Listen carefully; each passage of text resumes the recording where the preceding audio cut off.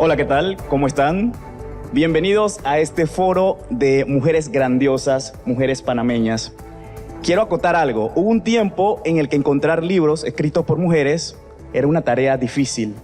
Seudónimos y firmas anónimas abundaban. Pero hoy tenemos la posibilidad y la fortuna de encontrarnos con estas maestras. Yo le diría que ellas son las verdaderas influencers panameñas. ¿Cómo están?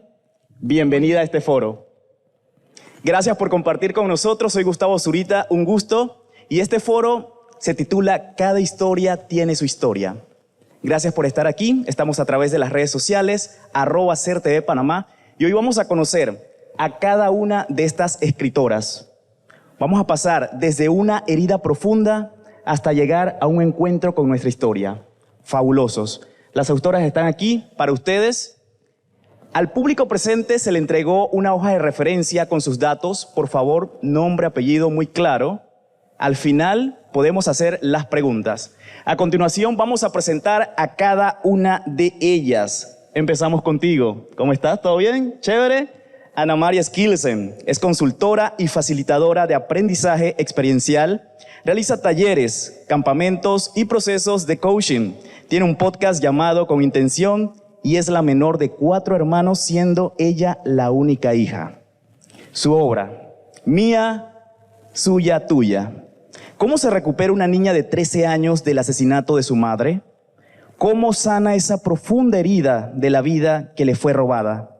En Mía, Suya, Tuya, Ana María Skilsen narra con lenguaje del corazón la historia de la muerte de su madre a manos de un violador en serie y del increíble camino que tuvo que recorrer para aprender a vivir, aceptar y crecer a partir de esa herida.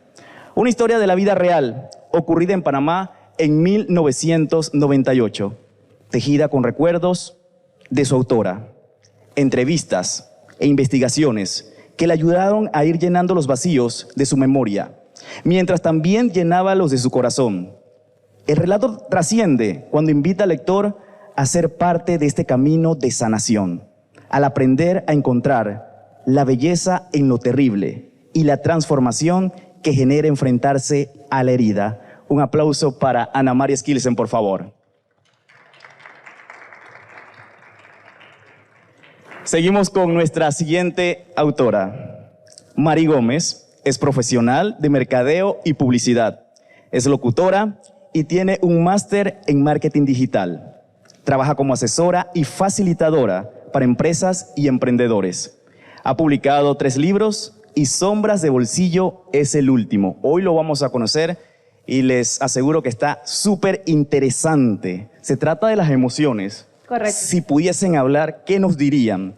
Darnos el espacio para explorar nuestras emociones puede venir como un playlist relajado o como un torbellino sin causa, ya sea que avisen o aparezcan de imprevisto. Nos impactan fuertemente y nos colocan en nuestra posición más vulnerable, ya sean placenteras o no.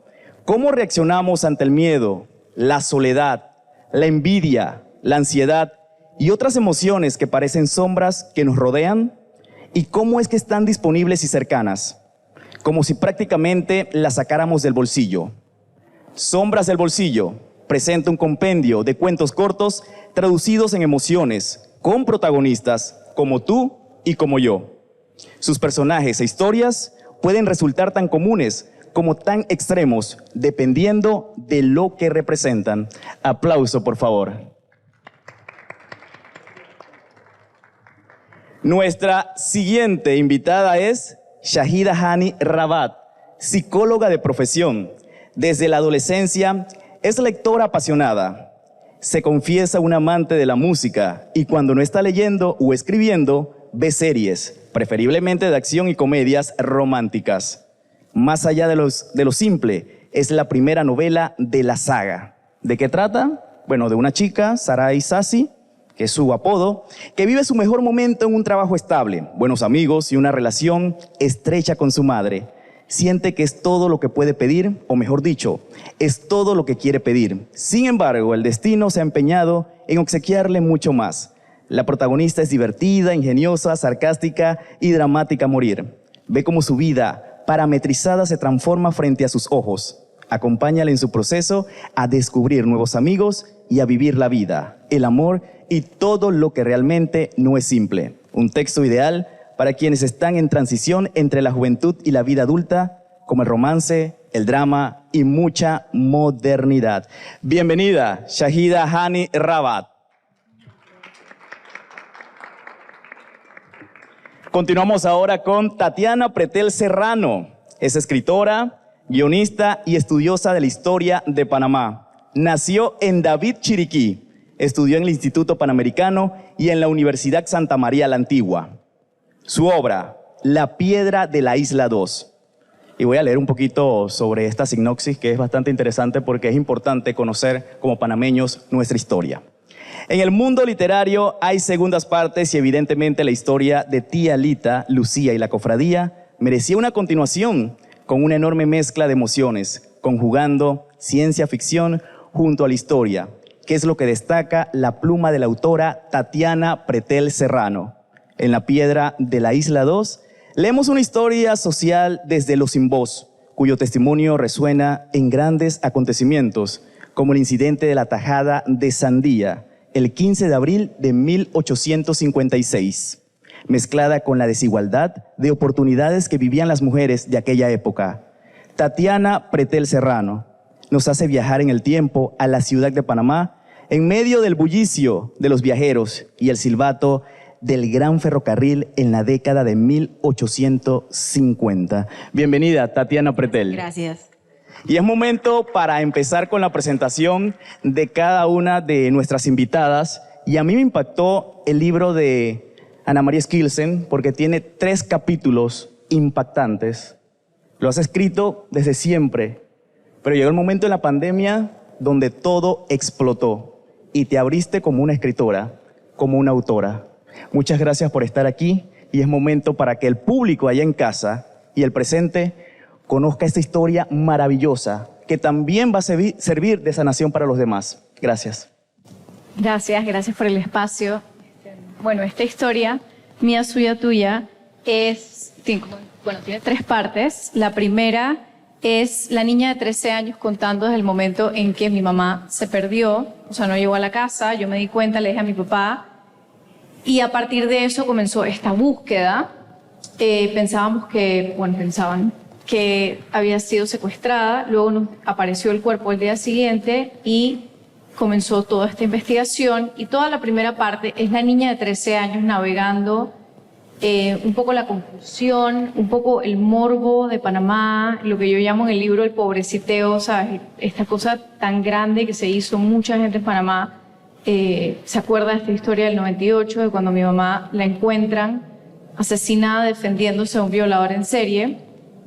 Y bueno, de ahí yo, por supuesto, como toda mi familia, teníamos una herida enorme, que una cosa es perder a la madre, que es una experiencia desgarradora en la vida de cualquier humano a cualquier edad, pero esto yo no me había dado cuenta en ese momento, pero era un duelo que tenía 2 partes, o sea, porque el duelo es lo que pasó y la pérdida de la madre, y yo no estaba lista para lidiar con ninguna de las dos. Entonces, en ese momento, yo simplemente evitando como que el pobreciteo y estas miradas de lástima y todo esto, yo me encerré hacia adentro y simplemente, como que no me encerré hacia adentro, sino como que puse una gran pared al sentir y duré 11 años pensando que yo estaba bien. Entonces a los 11 años decidí abrir la herida, hice terapia, sané, me fui a India, todo lo que... Eat, Pray, Love 2. ¿Ok? Entonces después de ahí... ya yo me creía sanada, formé mi familia, mi negocio, toda la cosa. Estaba siguiendo el manual de la niña que está bien, todo está perfecto. Y en pandemia, yo siempre había querido escribir, siempre había tenido este deseo, pero cada vez que trataba de escribir historias de ficción, siempre como que se me derramaban estas historias espantosas de terror. Y yo sentía que como que esta historia quería nacer, pero yo no estaba lista para mirarla a la cara. Entonces en pandemia se me derramó y comencé a escribirla, pero la comencé a escribir con un poco de soberbia. Es toda la primera parte, yo contando muy novelesco, ¿sabes? Toda esta narración desde la niña de 13 años que cuenta la historia de la muerte de su madre. Pero en la segunda parte, cuando me tocó investigar, porque necesitaba encontrar los detalles, me encontré con que comenzó la magia, ¿sabes? una cosa me llevó a la otra, una persona me llevó a otra, después llegué con la vecina de arriba que no me había dado cuenta que era quien había encontrado el cuerpo de mi mamá. Comenzaron a pasar muchas coincidencias que me llevaron en este camino de sanación, Ruta 2. Bueno, sí, se fue tejiendo la magia y me di cuenta que lo que yo había en la tercera parte es cuando yo llego al tuya, que es el momento en el que yo veo que la soledad es una ilusión. Es que el ego pensando que está solo, que está aislado, cuando en realidad todo el tiempo alguien me tendió la mano. O sea, yo nunca estuve sola y nunca estamos solos. Había mucha gente sufriendo y el pobreciteo sí había morbo, pero el morbo también es un deseo de sentir, es un deseo de la humanidad compartida, es no poder mirar mis heridas, entonces quiero sentirlas de los otros. Entonces, en la tercera parte, como que al poder leerme desde afuera en un proceso de edición, me encontré con la experiencia humana, me encontré con el dolor de los demás, me encontré con la divinidad. Al final lo que terminé encontrando fue como que todos somos una sola cosa, mi historia, la historia mía no la tiene nadie, pero el sentir, el dolor, el perder a la madre, todo el mundo pierde, ¿sabes? No quiero decir que todo el mundo pierda a la madre en vida, porque no siempre es el mismo orden, pero la experiencia humana del dolor, de tener duelos, de mirar a la herida, de evadirla, de tener miedo, de tener enojo, de sentir el amor, todo eso es la experiencia humana. Entonces, fue muy difícil ponerle nombre a un libro que llegó a mí, fue muy difícil ponerle nombre a un libro que más o menos como que necesita explicación el nombre, pero toda la gente que lo ha leído llega a la tercera parte y me dice, ya entiendo el tuyo. Porque realmente cuando lo leí se me movió todo esto y ojo, todo el mundo me dice, déjame llorar tranquila porque me haces reír en la mitad del reír y llorar, porque dentro de la humanidad se teje la parte humana de compartir una casa con hermanos y toda la locura, y todo eso está ahí porque es la humanidad en toda en su luz y en su sombra, ¿sabes? Es el todo. Y ese fue el camino de mi libro que está plasmado aquí. El mía es la narración desde la niña de 13 años, que se siente una niña de 13 años contándote una historia. El suya es la historia de mi mamá y de lo que ella vivió y mi camino investigando. Y el tuya es mi camino leyendo las primeras dos partes y entendiendo un poco la vida, ¿sabes? Como en eso que yo pensaba que sabía, ay bebé, no sabes nada. Así que sí, esto es una historia que al principio comienza con una idea de soledad, con una idea de separación, con una idea, mucho abandono, sentido, pensado, o sea, no necesariamente real, pero mucho abandono, y luego encontrarme con que todo menos abandono. O sea, el amor es lo que nos une. Y no lo sabías por ese ego que estaba intrínseco en ti, pero siempre hubo esas personas apoyándote. Vi que tus amigas también estaban ahí, pero a veces uno es ciego y no quiere ver más allá. Pero aquí en este libro hay una liberación por parte de ti, un desahogo, y eso es aplaudible. Felicidades por esta obra tan magnífica y sobre todo por esa herida que has sanado, pero queda de experiencia, de consejo para los demás. Muchísimas gracias. Gracias a ti. Aplauso para ella, por favor. Bien, seguimos con nuestra segunda invitada. Viene Mari Gómez, con un torbellino de emociones que tenemos por dentro, porque somos como un parque de diversiones. Subimos, bajamos, depende cómo estemos. Muchas emociones. Mejor dicho, imposible lo del torbellino parque de diversiones, la verdad. Es así. Bueno, de verdad que muy agradecida con esta oportunidad, con los que están aquí presentes y quienes están también sintonizando. Yo quiero empezar por decir, más que todo, que de seguro si todos hacemos introspección un poco de nuestro día al momento de hoy y nos hiciéramos la pregunta de cuántas emociones has sentido en un día, en cuestión de segundos, de cambios, de minutos, cómo empezaste la mañana y cómo vas hasta ahora, de seguro tendríamos respuestas bastante peculiares. Y eso es más que todo lo que trata de llevar este libro que se llama Sombras de Bolsillo, que a manera de anécdota, inicialmente no empezó como un proyecto para hacer un libro, sino que era para un concurso literario de cuentos, donde sabes que los concursos tienen su límite de cantidad de cuentos, cantidad de páginas, y yo empecé muy entusiasmada con la idea de tratar de dar algo distinto a lo que yo escribo, y en el proceso abrí como una caja de Pandora de emociones, de recuerdos pasados, de distintas etapas de mi vida, donde sufrí de niña de bullying, donde después tuve problemas de inseguridades, por ejemplo, con mi peso, donde en 2019, ni siquiera en la pandemia, en 2019, tuve lo que fue una crisis de ansiedad que despertó todo este proceso de querer comprenderme más y estudiarme más a lo que yo sentía. Y cuando empecé a redactar todo para el concurso, me di cuenta de que tenía demasiado que contar y que el concurso se quedaba corto en cuanto a las limitantes, y desistí de participar de él para poder seguir el proyecto y convertirlo en un libro, que pues a manera también de curiosidad, el título existía antes de todo el contenido. O sea, desde que estaba chica yo sabía que quería un libro que se llamara Sombras de Bolsillo, solo que aún no encontraba cómo iba a ser el contenido de ese libro. Y luego con todas las experiencias me di cuenta que estaba en mí al final. O sea, que todo lo que yo quería contar estaba en mi propia vivencia. Entonces, para resumir el cuento, Sombras de Bolsillo es un libro de cuentos, pero cuando digo cuentos, no pensando en niños, sino en jóvenes y adultos, que como tú y como yo hemos vivido y hemos pasado por envidia, por momentos de soledad, por ansiedad quizás, por sentirnos inseguros. Y el libro, pues, cada historia o cada cuento está protagonizado por una emoción. De hecho, el título empieza, si un título se llama Sin Control, abajo dice la emoción es la ansiedad, por ejemplo. Y ya uno va, como quien dice, predispuesto a ver cómo ese personaje se va manifestando y va lidiando con esa emoción a través del recorrido de la historia. Lo curioso es que todo está basado en experiencias personales. Obviamente cambié títulos, ubicaciones, personas. Ya mis amigos más cercanos se identificaron en el libro, me han escrito tipo yo soy tal persona, porque quise simplemente mostrar mi lado más vulnerable, porque tengo 2 libros anteriormente donde yo mucho explico a través de reflexiones cómo aconsejar a los demás, brindo soluciones a los posibles problemas que tienen otras personas.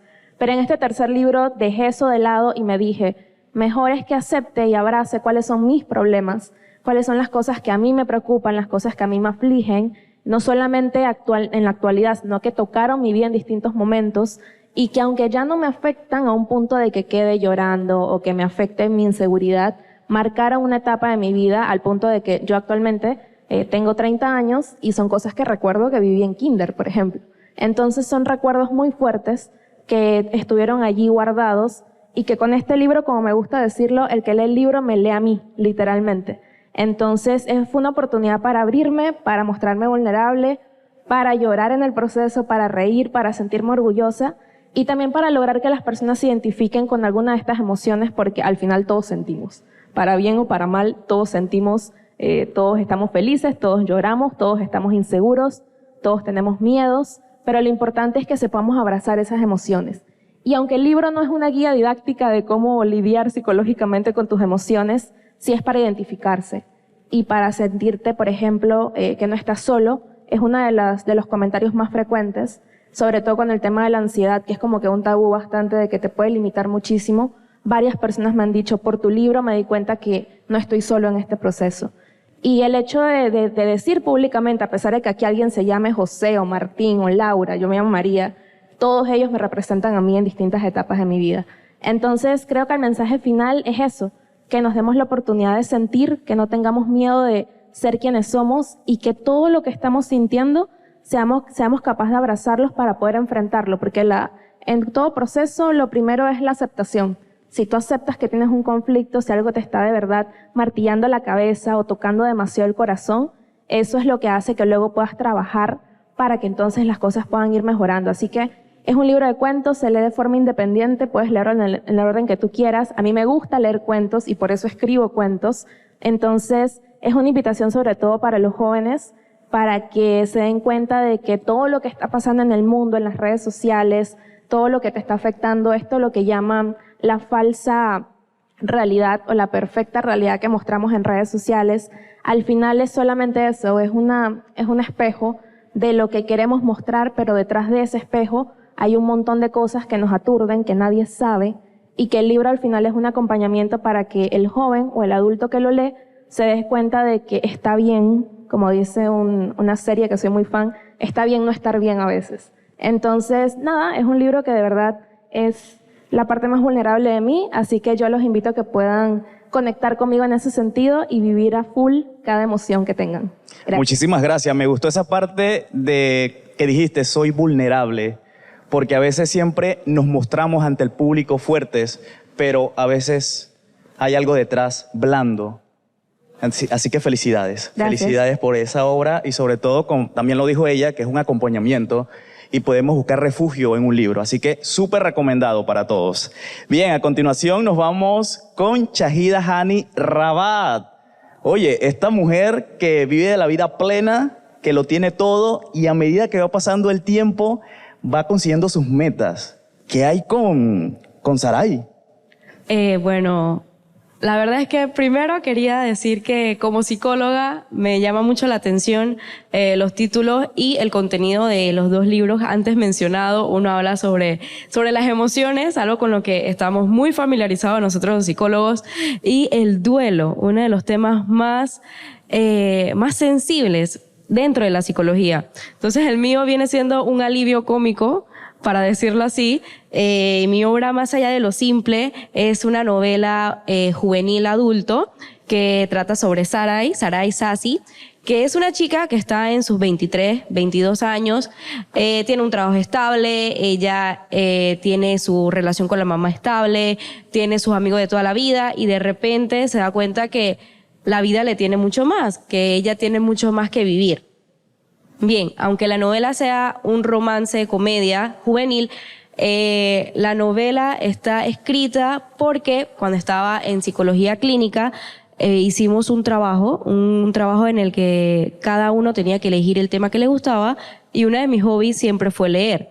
Cuando estaba leyendo, enfocado en los jóvenes, me di cuenta que las plataformas que le da accesible a libros a jóvenes son estas plataformas que creo que todos conocemos, que es Wattpad, donde hay muchos fanfics, y me tomé el tiempo de leer muchas de esas obras que están en el top 1, top 2, top 3, y había algo que era muy recurrente, y era que las relaciones eran tóxicas. Los personajes eran tóxicos. El personaje masculino siempre es personaje, este chico bad boy que se le conoce, que siempre tiene un pasado oscuro, y la chica es como la terapia, la chica es que la ayuda a cambiar mágicamente, y eso no pasa en la vida real, pero eso es lo que nuestros jóvenes están leyendo en casa porque es lo más accesible que tiene.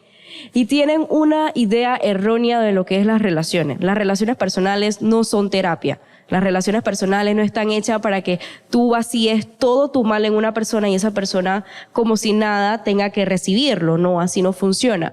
Las relaciones personales, las relaciones sentimentales están para que cada uno sea la muleta del otro, el apoyo del otro, para crecer juntos en una relación estable, una relación sana. Y me di cuenta que necesitábamos personajes reales, personajes que yo pueda identificar en mi amiga, en mi hermana, en mí misma, y un personaje masculino que también podía identificar en mis relaciones como mi hermano, mi esposo, mis amigos, que existen, ese tipo de personas existen y son reales. Entonces, la historia va encaminada a encontrar un amor sano, un amor de juventud sano en el que se aprende de sus emociones, en el que se aprende de que yo me puedo equivocar, que los celos son malos, que la confianza es la base de la relación. Habla mucho de la primera etapa de la relación que se conoce en psicología como la etapa de luna de miel, donde todo es bonito, todo es rosado, todo es perfecto, pero mientras tú vas ondeando en la relación te das cuenta que hay matices, que hay colores, que hay grises, que hay negros, que hay azules, que no todo es rosado, y que el protagonista, así como se pueda ver un poquito muy rosa, un poquito muy romántico, pero es una relación sana y real. O sea, son miedos reales que cada uno tiene, que el chico tiene, que la chica tiene. ¿Qué pasa si me enamoro muy rápido? ¿Qué pasa si confío en una persona muy rápido? ¿Qué pasa si le digo a una cita así de una vez? O sea, hay que pensar más allá. Entonces el título también, más allá de lo simple, inicia o se me ocurre porque la vida Sassy se cree, porque yo también creo así, que nuestra vida es muy rutinaria. Te levantas, vas al trabajo si tienes un trabajo estable, si tienes algún programa, pues trabajas en tu proyecto, en tu programa, comes, duermes, vuelves el día siguiente y haces lo mismo. Tenemos una vida muy parametrizada, tenemos una vida en la que seguimos patrones y sentimos que no somos dueños o no somos el protagonista principal de nuestra propia historia. Y ella cree que su vida es simple, que su vida, ella no es la protagonista de su historia. Y nosotros nos tenemos que dar cuenta que nuestra vida, por muy simple que sea, siempre va más allá. Nuestros miedos van más allá, nuestra historia va más allá. Siempre, siempre hay un después, hay un más, siempre hay un plus. Y quiero que las personas que lo lean, además de reírse y pasar un buen rato, también aprendan de lo que es el amor sano, un vínculo muy fuerte que tiene con la mamá, un vínculo sano, una relación de amistad que la tiene toda la vida, lo que es la confianza. También hay plot twists en lo que podemos decir, donde se conoce la parte real de las amistades, que a veces uno quiere lo mejor para su amigo, pero hay una frase que dice, tú quieres lo mejor para tu amigo, pero no mejor que lo tuyo. Entonces está esa parte de los celos entre los amigos que, ok, yo quiero que tú estés bien, pero yo no quiero que estés mejor que yo. Entonces se expresa eso también en el libro y creo que es muy real. Cualquier persona que lo lea se da cuenta que en algún momento de la vida ha pasado por eso y que en algún momento de su vida ha sido Sassy, o ha sido Mark, o ha sido Gabriela. O sea, siempre hay uno de esos, uno pertenece a uno de esos grupos. Shahida, queremos decir que tu libro nos enseña el infinito y más allá, como dice un popular personaje. Eso me encanta. Mismo es. Señores, hay que abrirse a nuevas posibilidades y más de lo simple, como dijo Shahida, hay colores que descubrir. Así que atrévanse porque la vida es una. Felicidades por tu obra. Seguimos con una historiadora que me encanta. Me encanta porque ella es muy peculiar contando esas anécdotas que nos hicieron o nos formaron como nación. Ella es muy cercana al público. Tatiana Pretel nos trae La Piedra de la Isla 2 con unos personajes chéveres, increíbles, para aprender. Gracias por estar aquí. Gracias a ustedes por invitarme. Presentando... Hoy es el relanzamiento de La Piedra de la Isla 2, que forma parte de una saga, de una novela histórica que se llama pues La Piedra de la Isla. Comienza la primera con unas mujeres que vienen desde Isla Tortuga a buscar un tesoro que en 1671 se le quedó al pirata Morgan. Esto es toda una ficción alrededor de la historia. Yo comencé a escribir en el 2009, después de terminar un curso con el escritor panameño Carlos Font. Empecé a escribir cuentos. Y luego me di cuenta, valga la redundancia, que lo que quería escribir era novelas y novelas históricas porque yo soy fan de Jane Austen. Así que yo juraba que yo iba a escribir estas novelas como Prejuicio y Orgullo y Prejuicio. Sin embargo, cuando empecé a escribir la novela dije, tengo que saber de historia porque para escribir una novela de época tienes que saber de historia.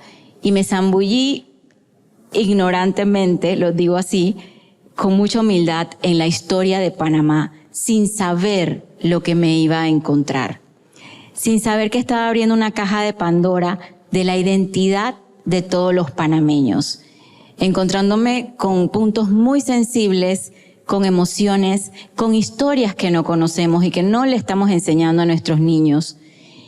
Por ejemplo, Rufina Alfaro, tanto que es un personaje tan famoso que no hay registros de ella. Todavía vemos a profesores que piden biografías de Rufina Alfaro.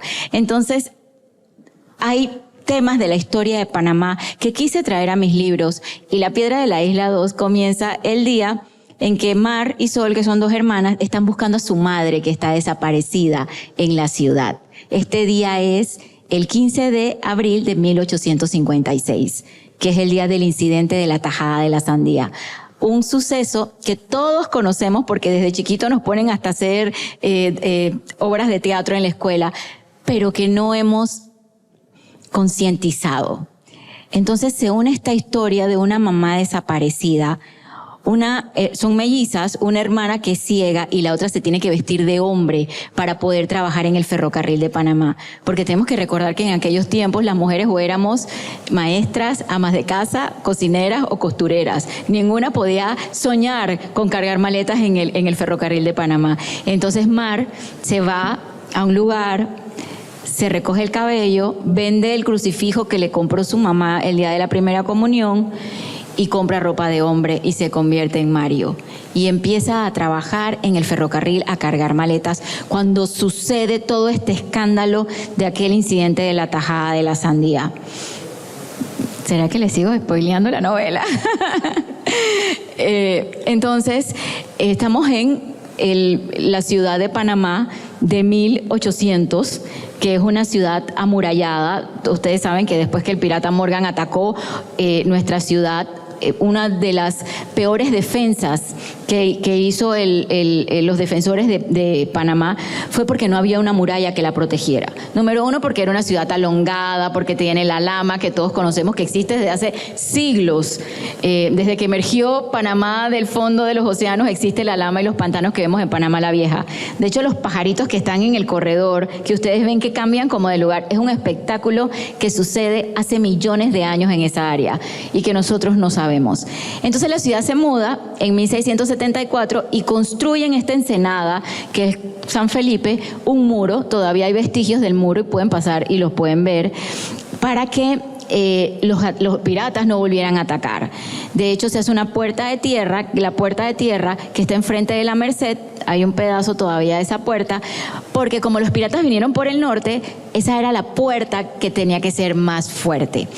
Y pues se empieza a vivir en los intramuros y en los extramuros, que era el arrabal, que era Santana, donde estaba la salsa, donde vivían los esclavos libertos, los mulatos, las personas de escasos recursos. Entonces sucede en la Ciénaga, donde es hoy el mercado del marisco, el incidente de la tajada de la sandía, y comienza la aventura de Mar, porque ella en ese momento estaba cargando una maleta de una de las pasajeras del ferrocarril, y esa maleta contiene un secreto que la va a llevar más cerca de lo que le sucedió a su mamá, pasando por por túneles debajo de la ciudad, que dicen que sí existían, porque los conventos y las iglesias se conectaban por debajo de la ciudad, conociendo un poco la historia de ese momento en donde veníamos de una independencia, unidos después voluntariamente a una confederación que creó el sueño bolivariano, cuando después Venezuela y Ecuador se salen y quedamos nosotros en ese engranaje político, tratando de salirnos con varias secesiones. De eso trata la novela La Piedra de la Isla 2, y los invito para que la vean, para que la lean, y se adentren en la historia de Panamá, que es la historia de todos los que nacimos y vivimos en este suelo. Gracias Tatiana, por cultivar nuestra historia y para que prevalezca nuestra identidad como panameños. Muchas gracias. Así que lo tienen que leer. 4 horas estupendas. Bien, chicas, llegó el momento para que el público presente las cuestione. ¿Están preparadas? Preguntas interesantes del público. Vamos a continuación y empezamos con Ana María Skilsen. A ver, la pregunta es la siguiente. Actualmente, ¿cómo es tu relación con el probesiteo? ¿Reaparece? ¿Reaparece menos? ¿Ya no aparece? Y si sigue reapareciendo, ¿te lo permites? ¡Wow! Fuerte. ¡Wow! Muy buena pregunta. Ahorita estoy justo como que navegando ese mar. Ayer tuve mi segunda cita de terapia porque estoy como que justo en ese mar. Nuevamente escribí el libro y yo escribí el libro en el pobreciteo. O sea, yo ya, ¿entiendes? Lo tengo súper ya superado. Y entonces comencé a hacer estos ejercicios de este libro, me fui por el hueco de estos ejercicios de este libro, que ella habla de que todo lo que tú tienes, lo bueno y lo malo, tú lo atraíste. Entonces que tienes que entender de qué manera tú estás disfrutando lo que tú crees que no te gusta, pero en verdad te tiene que gustar porque tú lo trajiste. Entonces me comencé a meter en los ejercicios de este libro que se llama Existential King y me di cuenta que había como esta búsqueda del pobreciteo inconsciente. Y como que me metí en ese hueco. Eso no tiene nada que ver con el libro, pero en respuesta a tu pregunta me parece súper interesante que lo preguntes. La hizo Cristina. Cristina, mucho gusto, muchas gracias. Y sí, sigo en el tema del pobreciteo. Creo que las heridas de la infancia en sus diferentes matices te siguen como...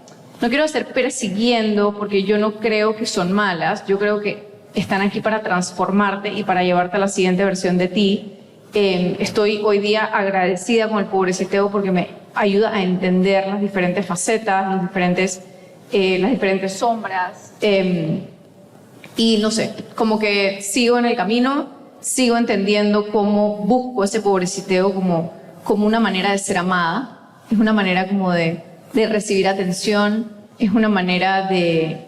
O sea, por ejemplo, he encontrado heridas de infancia, como, ¿sabes? Las heridas de infancia, y me he dado cuenta que en el pobreciteo he encontrado como un vehículo de amor. Y ha sido muy interesante. Así que sí, sigo ahí. Gracias por esa respuesta. Ahí está, Cristina. La siguiente pregunta viene de Will. Él es escritor. Va para Mari Gómez y dice lo siguiente. ¿Cómo te has sentido, mejor dicho, en el camino de la autopublicación de tu libro? Bueno, saludos a Wills, que esa es una pregunta que entiendo de escritor a escritor, la entiendo. La verdad es que el proceso de autopublicación es un proceso bien interesante y para hacer un poquito de la parte de cómo funciona, es un proceso retador desde la parte mental, de toda la preparación y también la parte logística, de la inversión económica. Pero yo creo que al final todo escritor y aquellos que somos autopublicados lo sabrán, nos mueve la pasión de compartir el mensaje que tenemos. Y eso hace que valga la pena toda la logística, tener que averiguar, aprender. En el proceso aprendes un montón porque subir a Amazon tu libro, cómo lo mercadeas, cómo haces que sea con qué empresa traes esos libros impresos, cómo haces para abrirte espacios como estos para poder participar. Y creo que lo más importante, ¿no? Si en una editorial como tal, ¿cómo haces para tú darte a conocer como escritor? Y que sobre todo aquí en Panamá, que ya se está dando un auge excelente de dar a conocer los autores, sobre todo en espacios como estos, de los que estamos muy agradecidas, todavía el camino por recorrer falta, ¿no? Entonces yo creo que es un tema de que como autores no perdamos la motivación, porque el foco es el mensaje que quieres compartir, pero al mismo tiempo tenemos que ser muy inteligentes y estratégicos en cómo nos movemos, porque tal cual como un emprendedor, un escritor se encarga de las finanzas, la logística, el envío, el marketing, las relaciones públicas, todos los espacios que te vas abriendo. Y también algo importante que aprendí con la experiencia, tienes que hacer tus vínculos. No puedes decir como que yo soy autor, mi libro es lo máximo y yo voy solo por el mundo. Tienes que abrirte a crear vínculos con otros escritores. Yo lo digo orgullosamente, yo soy parte de la comunidad de escritores independientes de Panamá. Somos actualmente más de 70 escritores autopublicados locales o que son extranjeros que residen en Panamá. Y ahí nos damos el apoyo, hemos ido abriendo puertas y eso es lo que nos mueve también como escritores para seguir dando a conocer lo que queremos compartir. Gracias, Mari. Vamos con la siguiente pregunta que viene de Mari Jordán. Y va dirigida a Shahida, a Hani. Usted como psicóloga, ¿cree que los contenidos artísticos, libro, películas, tienen repercusión en la sociedad? Si se normaliza en estos, ¿la sociedad también los normaliza? Es un tema muy interesante porque así nace mi libro. Excelente pregunta, porque siempre he sabido esto de que cuando hay una película, hay una canción en el que denigra a la mujer, por ejemplo, que todavía no ha pasado de moda, no entiendo por qué. Cuando hay un libro en el que el protagonista es muy machista achica a la chica, por decirlo así, la gente dice, no, eso es ficción, eso es arte, eso es... No, al final nosotros nos expresamos con el arte, ya sea por el dibujo, por la pintura, por la música. El arte está en nosotros. Y entonces decir que no, eso es ficción, eso no tiene nada que ver con la realidad, todos sabemos eso. No, eso es como generalizar.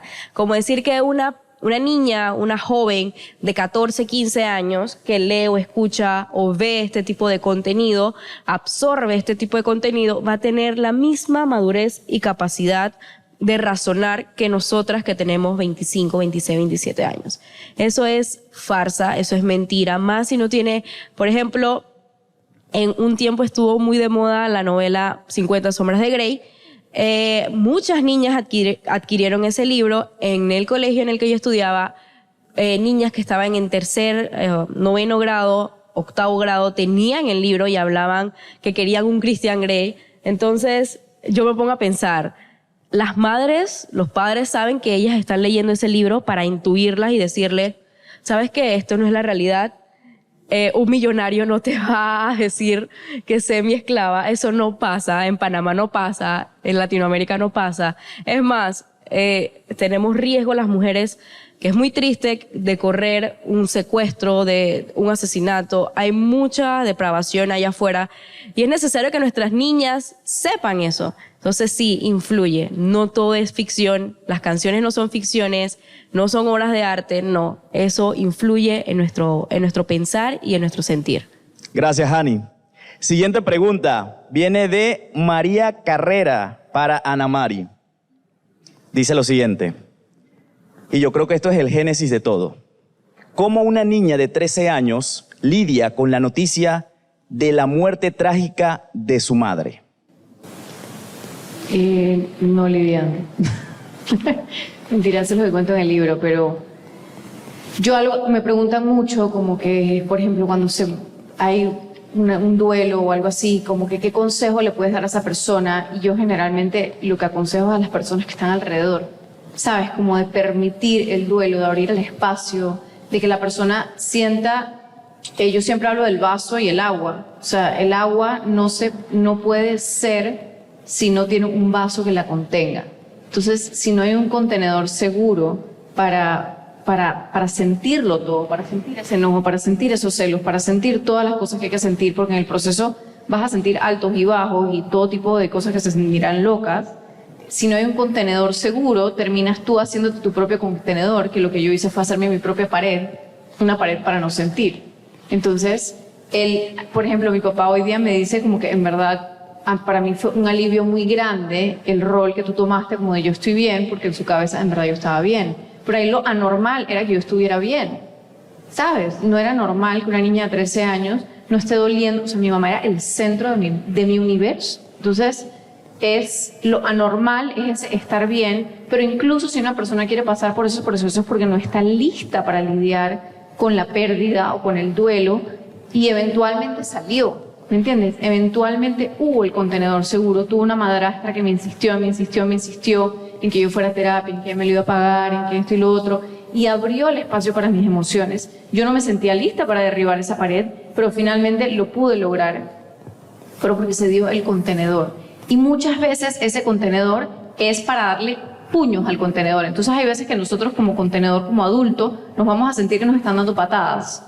Pero en verdad, a veces es que necesitas probar la fortaleza de ese contenedor. Yo diría que es contener. Gracias, Ana Mari. Siguiente pregunta. La pregunta viene de Mónica de Gracia para Tatiana Pretel. ¿Qué te inspiró para convertirte en escritora? Yo desde muy pequeña quería escribir. Quería como que puede ser algo psicológico de lo que han estado hablando estas grandes escritoras, sacar esa necesidad de poder contar a las personas todo lo que yo me imaginaba, todo lo que yo soñaba. Sin embargo, me preguntan esto porque la siguiente pregunta es, ¿cómo puedo empezar a escribir? Y era la pregunta que yo me hacía. Y lo primero que uno tiene que hacer es agarrar una pluma, agarrar un cuaderno y comenzar a escribir. Y luego rodearse de personas que tal vez no tienen que ser la familia, que pueda leer y que pueda dar una opinión real sobre lo que está leyendo. Pero esto es algo que yo traigo desde muy pequeña. Busqué un profesional para que me ayudara a perfeccionar la técnica. Y bueno, leer inspira a escribir, así que hay que leer mucho. Gracias, Tatiana. Sigue la gente preguntando. Está ansiosa de saber, de nutrirse de sus conocimientos y también de sus obras que están excelentes. Esta pregunta viene de Ildefonso para Mari Gómez. ¿Considera usted que el acto de escribir le sirvió como catarsis de ese encuentro de emociones que tenemos diariamente? Gracias por la pregunta. Una confesión, mi terapeuta me dijo que lo hiciera, literalmente.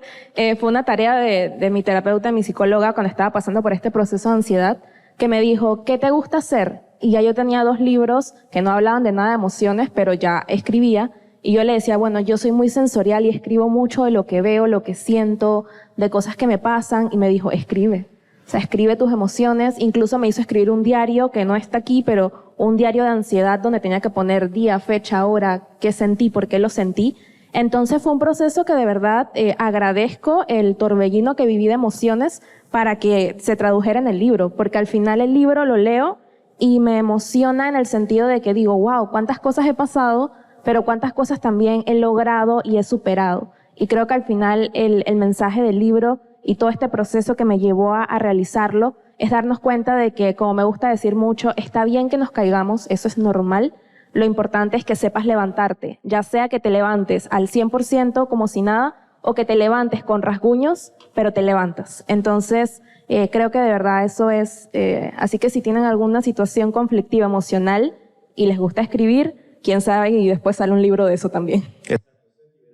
Una terapia. Escriban, por favor. Es muy importante. Y sobre todo leer. Leer para escribir. Bien, última pregunta. Va dirigida para Animari. Viene de Yeisha Odreman, del Colegio Centro Educativo La Sagrada Familia. Hablamos del Génesis. Ahora viene como el cierre de la brecha. Está relacionado con eso. ¿Cómo te sentiste al terminar de escribir el libro? Otra, la que comenzó a escribir. Siempre miro a Julieta porque el libro, yo como les comentaba al principio, yo entré a contar la historia con un poco de soberbia, pensando que ya yo estaba, ¿sabes? Esto estaba sanado y yo iba como a contar algo que ya pasó, pasado pisado, y como que para adelante para destapujarme de esta historia.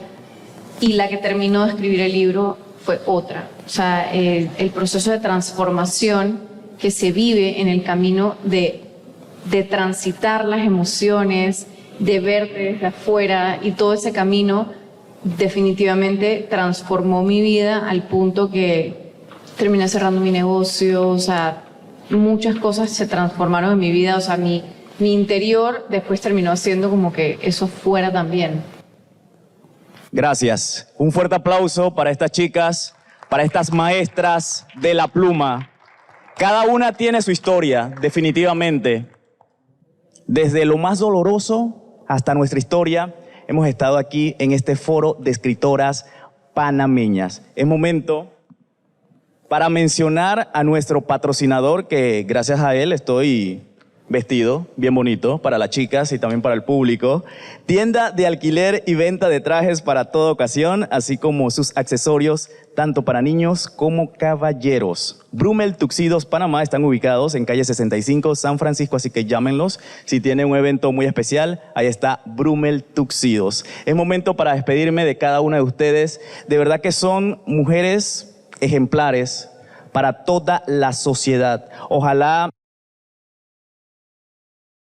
las mujeres que nos están viendo a través de SER TV, también los varones, las imiten, porque necesitamos más influenciadoras como ustedes. Más aplausos para ella, por favor.